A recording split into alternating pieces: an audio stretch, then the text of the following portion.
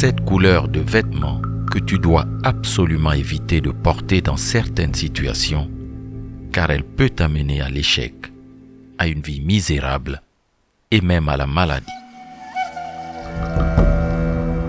Même si nous voyons le monde qui nous entoure en couleurs, les couleurs ont des effets sur nous et peuvent influencer notre vie. Mais si tu sais t'en servir, les couleurs peuvent devenir de puissants outils pour opérer des miracles dans ta vie. Sois donc très attentif parce que l'enseignement de ce jour te sera très utile. Dans cet enseignement, nous allons voir comment renforcer les miracles dans ta vie en utilisant la magie des couleurs. Nous examinerons notamment les 2 grandes couleurs auxquelles il faut prêter très attention. Avant de commencer cet enseignement, et pour éviter tout malentendu, toute incompréhension, toute interprétation erronée liée au cliché, je tiens à faire une précision préliminaire. Pour les débutants et les profanes, il faut savoir que dans le monde des mystères, nous faisons une différence très stricte entre, d'une part, ce qu'on acquiert, ce qu'on accumule dans le monde de la matière et qui constitue un avoir, et d'autre part, ce avec quoi nous arrivons dans le monde de la matière et qui constitue notre être, notre essence, notre nature. Dans cet enseignement, je vais te parler de la couleur des vêtements, de ce que tu portes, de ce que tu poses ou mets sur ton corps physique.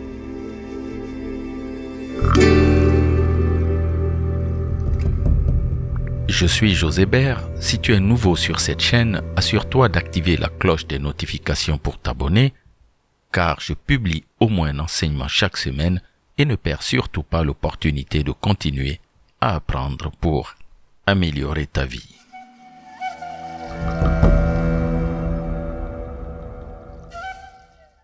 La première chose que tu dois savoir sur les couleurs, c'est qu'une couleur est une perception visuelle de l'aspect d'une surface ou d'une lumière. Scientifiquement, notre œil, l'œil humain, a la capacité de percevoir un rayonnement électromagnétique très particulier et très restreint, qu'on appelle lumière blanche ou lumière visible. Ce que nous voyons est basé sur le reflet de la lumière blanche qui stimule les cellules de notre œil.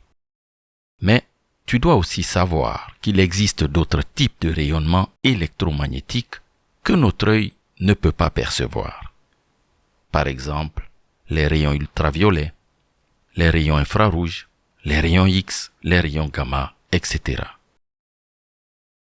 Le premier point sur la lumière visible est très important pour l'apprenant, car c'est une preuve, et pas la seule, que ce que nous percevons en tant qu'être humain à travers nos 5 sens de base n'est qu'un tout petit spectre de toute l'immensité qu'englobe le macrocosme, la création, l'univers.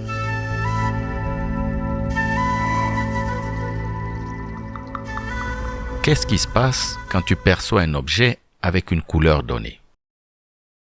Quand on décompose la lumière blanche à l'aide d'un prisme, on découvre qu'elle englobe cette couleur de base que tu retrouves naturellement quand tu observes un arc-en-ciel.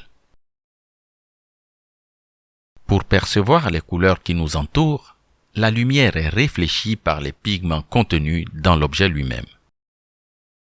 Concrètement, si la lumière blanche éclaire une banane mûre, les pigments jaunes contenus dans la banane mûre vont absorber toutes les couleurs de la lumière blanche, sauf le jaune qui sera réfléchi. C'est ainsi que l'œil humain perçoit que la banane mûre est jaune. Ce deuxième point sur les couleurs est aussi très instructif pour l'apprenant. Il permet de comprendre qu'à travers notre subconscient préprogrammé par nos systèmes de croyances, nous sélectionnons une infime partie de tout le spectre qu'offre la supraconscience, l'univers. Et c'est cette infime partie que nous reflétons à l'extérieur.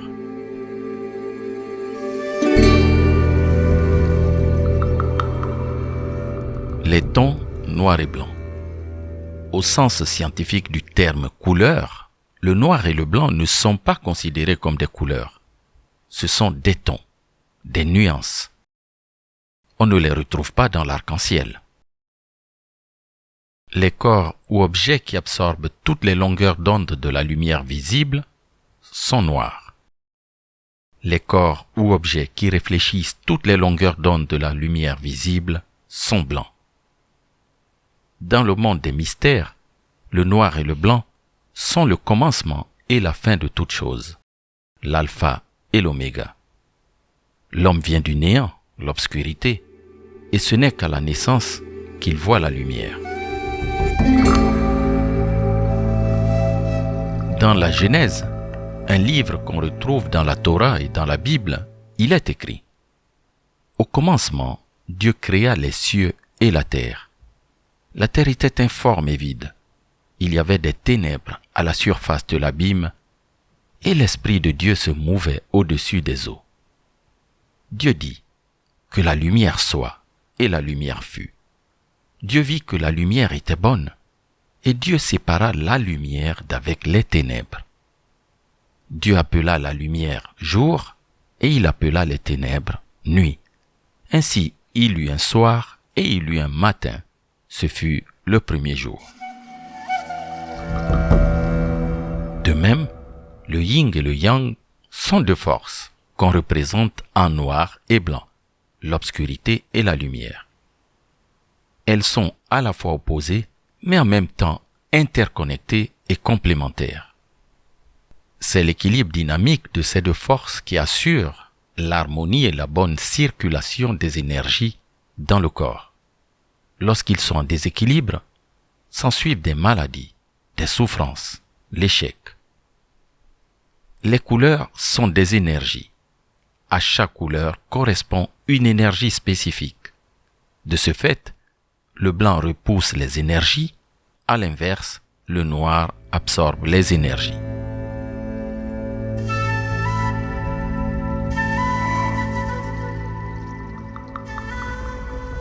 Les vêtements noirs et blancs. Comme tu le remarqueras, les gens aiment s'habiller en noir. Le noir, c'est la couleur de l'élégance, de la sophistication, de l'audace, du mystère, de la discrétion. Le noir est un ton qui affine la silhouette. Il fait paraître plus mince. Il est classe, intemporel. Il se marie quasiment avec toutes les couleurs. Il rend les taches moins visibles. Du point de vue énergétique, le vêtement de couleur noire est un point de fixation qui absorbe toutes les énergies positives et négatives. Répétons-le, la couleur est une énergie. La pensée dirige l'énergie conditionne la pensée. Or, comme nous l'enseignons, l'univers est mental. Ce qu'on pense se manifeste. Des études ont montré que porter le noir tout le temps peut donner l'impression d'être triste, déprimé, chagriné, froid et seul. Elles montrent que les personnes dépressives sont inconsciemment attirées par les vêtements de couleur sombre, notamment le noir. Si tu remarques bien, dans les hôpitaux, les patients et le personnel soignant sont vêtus de blanc. C'est une bonne mesure d'hygiène, mais sur le plan énergétique, le blanc contribue au rééquilibrage, à la restauration des énergies. Le blanc sert à repousser et éliminer les énergies négatives qui sont à l'origine de beaucoup de maladies. Par exemple, dans les hôpitaux psychiatriques, un des traitements qu'on fait est d'amener les patients dans les lieux à haute vibration énergétique, dans la nature. Aujourd'hui, notamment avec le phénomène de la mondialisation et la diffusion de la culture occidentale, une pratique s'est répandue. Les gens s'habillent en noir pour les décès et les deuils. Mais même en Occident, il n'a pas toujours été ainsi. Jusqu'au XVIe siècle, les reines de France portaient le deuil en blanc. Les dernières reines à avoir porté le blanc furent Marie Stuart, Élisabeth d'Autriche et Louise de Lorraine. La pratique du deuil en noir a commencé avec Anne de Bretagne, qui a été par la suite imitée par Catherine de Médicis, puis Marie de Médicis et Anne d'Autriche. Sur le plan énergétique, autour de la mort et lorsqu'il y a un décès, il y a la tristesse, la déprime, la souffrance, le chagrin, la peine. Les gens ont maintenant tendance à se vêtir de noir. En réalité, c'est ce qu'il ne faut pas faire. Si tu t'habilles de noir, tu vas absorber toutes ces énergies négatives. De même, le port continu des vêtements noirs pendant toute la période de deuil ne fait que prolonger l'état de tristesse, de mélancolie, de vide. Cela peut expliquer pourquoi beaucoup de gens ont du mal à surmonter la perte d'un être aimé. Les vêtements noirs autour du défunt conservent les vibrations négatives. Tout cela perturbe et retarde la progression de l'âme qui quitte le corps du défunt. Confucius a dit « Celui qui ne sait pas ce qu'est la vie, comment saurait-il ce qu'est la mort ?» La mort du corps physique est une ouverture vers d'autres sphères plus subtiles. Une personne qui meurt, c'est une lumière qui s'éteint. Elle va dans le néant pour pouvoir accéder à d'autres dimensions. Elle passe par l'obscurité pour aller à d'autres sphères où sa lumière va briller à nouveau. De la vie naît la mort et de la mort naît la vie. Dans les pays d'Asie, comme l'Inde et le Japon, et certaines cultures africaines, c'est le blanc qui est la couleur du deuil. Porter des vêtements blancs à un enterrement repousse les fréquences négatives et permet de mieux accompagner l'âme du défunt.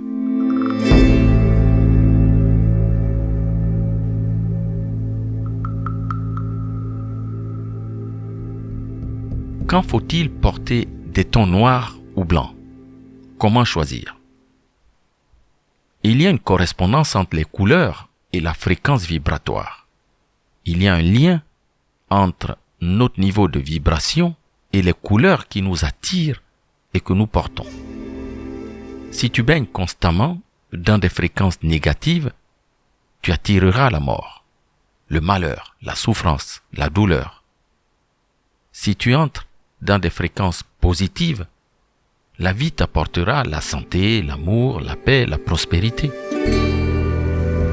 Tu remarqueras que les personnes qui atteignent un certain niveau de spiritualité, les chefs spirituels, les mahatmas, les grands mystiques, portent des vêtements blancs.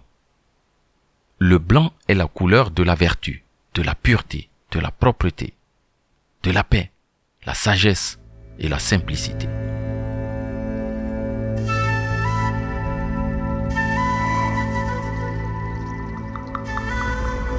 Alors, quelle couleur ou ton faut-il vêtir? Lorsque tu te rends à un événement heureux, chic, de la haute société, là où il y a du beau monde, des gens joyeux, tu peux t'habiller dans des tons sombres, en combinant harmonieusement le noir pour capter et absorber les bonnes énergies.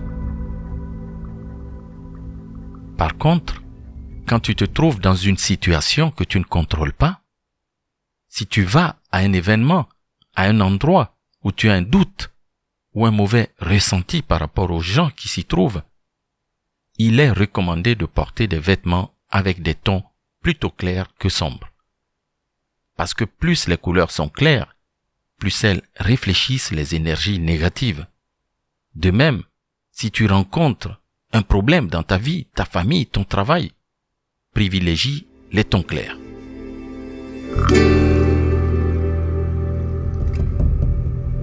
Pour conclure cet enseignement, si tu veux profiter de la puissance des couleurs, donne toujours la priorité aux vibrations et non à l'esthétique. L'esthétique, c'est pour présenter une belle image extérieure de toi. Mais les énergies, les vibrations, c'est pour opérer des miracles dans ta vie. grâce à la magie des couleurs, dans le but final de manifester la vie que tu désires. Je te remercie d'avoir écouté cet enseignement et te dis à très bientôt pour un prochain plein de valeur. Si tu l'as aimé, partage-le avec un ami ou un membre de ta famille qui pourrait en bénéficier jusqu'à la prochaine fois. Et n'oublie pas de t'abonner.